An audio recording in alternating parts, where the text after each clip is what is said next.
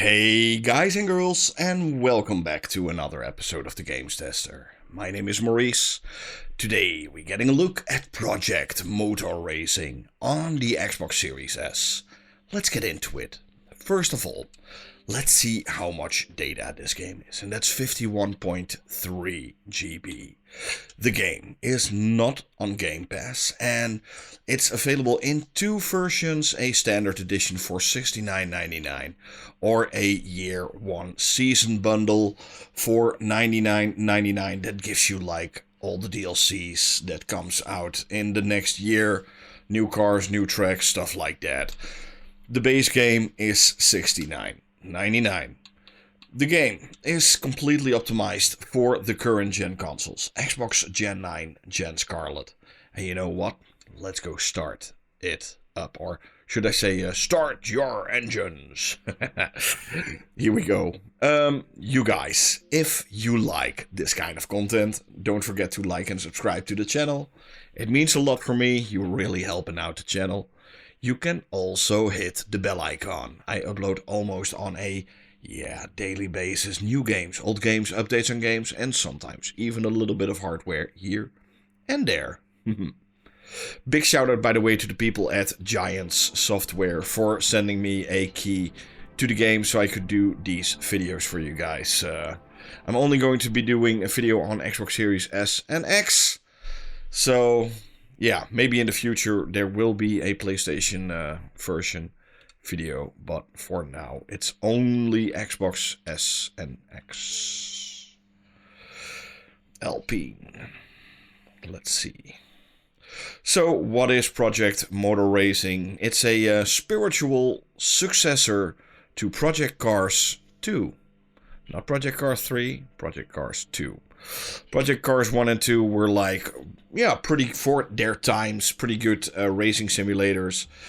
People loved them. And yeah, they with the third one, they went more arcade style, and the chances of another brand new Project Cars is almost zero. So a lot of these guys that worked on Project Cars went on, got their own company, and yeah, this is their first game, Project Motor Racing.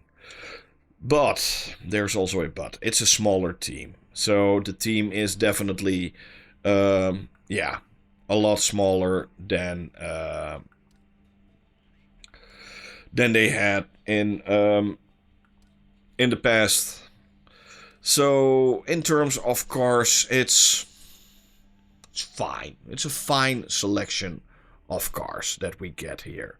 There's some really cool liveries that you can choose from. NGT, so pretty iconic cars. DVR, always loved that one. The Aston Martin Vantage. So I always check out all the cars. A little bit like, the Lola T70. Also iconic car. Porsche 917. Cars you probably won't even see in real life. GTO 992 Trophy. And GT3. Oh, and we got this is GT3. Let's see what's all in here. GT3. Ooh. And some other cars. GTI. So it's a pretty nice,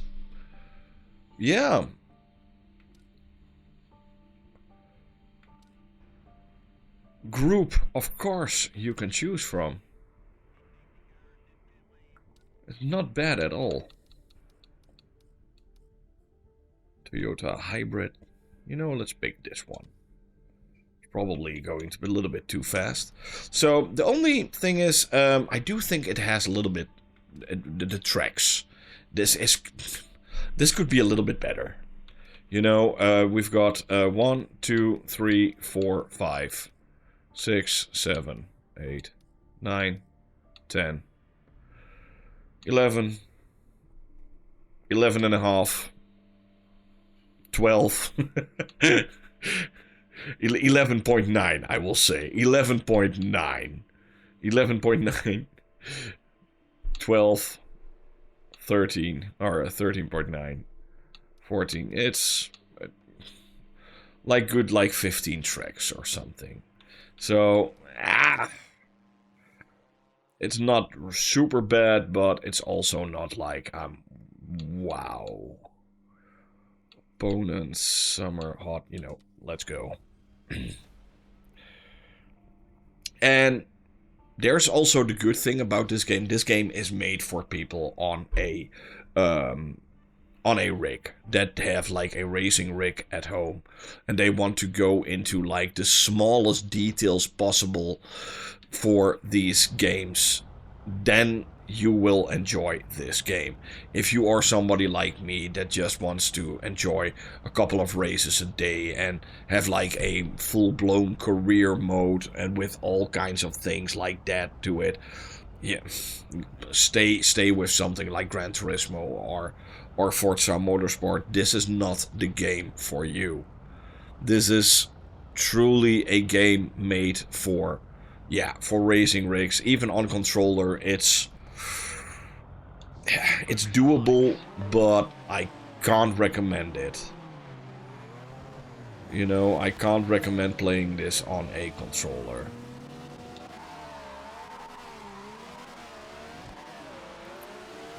It does work on a controller, but that's all sad, you know?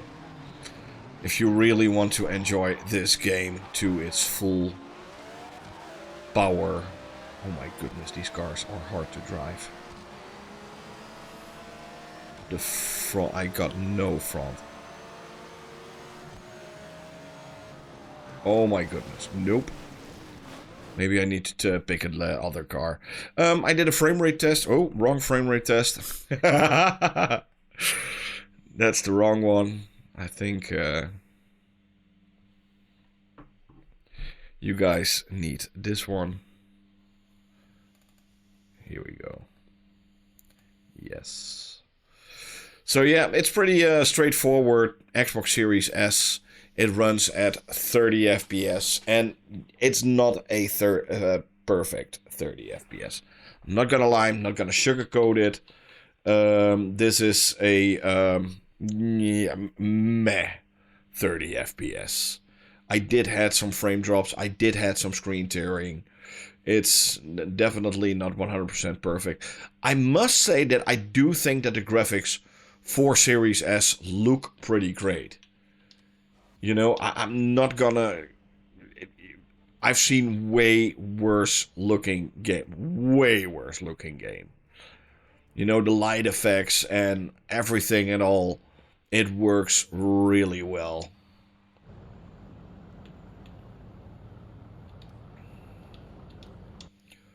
But yeah, it looks to be running at a upscaled 1080p, by the way. 30 FPS. It does use some light effects, special light effects here and there, I think. Maybe even some little bits of ray tracing. You know, overall, this is not a bad looking game.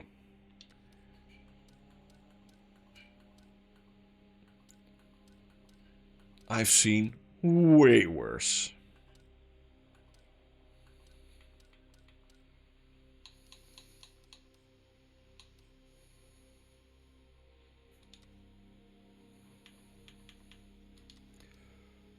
And it has so many options. You guys have no idea how many options this game has.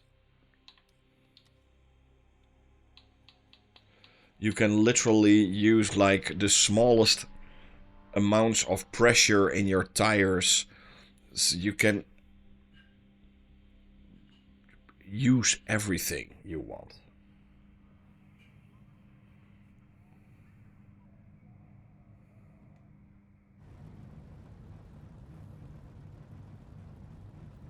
The sky is literally the limit for this game. In terms of graphics. Now let's try another round. It's a super hard game also, you know, this is not an easy game. Yeah, good start. Remember to keep the nose clean, it's turn one. And what also a thing I'm missing is like a nice tutorial, you know? It doesn't really have like a tutorial that really explains how everything works and, you know, really gets you into the game and learns you how to play the game, you know? This is a game made for people that already know how stuff like that works. This is how hard I mean. It is, and I'm playing on easy, by the way. And I see myself as a pretty, decent race driver, you know? This game is made for people on racing rigs, and not for people on a controller. Just like Project Cars 1 and 2, you don't want to play this on a controller. You want to play this on a steering wheel with like force feedback and stuff like that. You know, do I think it's better than Rensport? Yes, I do think it's better than Rensport. Probably there are probably some better racing games at the moment, but not many. You know, if you really want a game that goes really deep into like settings and stuff, and you don't mind the missing a story mode or a campaign, stuff like that, you don't care about that, and you just want a game that's pure racing with pure you know, constant setting stuff going on. Yeah, penalty. I really don't care. Then this is probably the game for you. The amount of tracks and the amount of cars is fine. But with all of this, you know, this is also one of those games that needs to grow. Eventually, it could become a one of the best racing games out there. But that takes a couple of years. With the use of mods, with new tracks, a community that's really into this, and like online competitions and stuff like that. I think that there's definitely something here. But for now, if you are like a semi-arcade player like I am, so not really like in the mix, I would say no. But if you are into a if you are searching for a game with like a million different yeah, you know, wow, million different settings you can choose from, you know, camera movement, there is so much you can do. Look at this. That's insane. Yeah, then this is definitely the game for you. I'm gonna go check it out. Project Motor Racing. You know, all in all, I do think there's something here, but yeah, there needs to be... There's still a lot of work to be done on this game. For now, thank you for watching. Hope you had fun. Hope to see you guys soon in another one. Bye.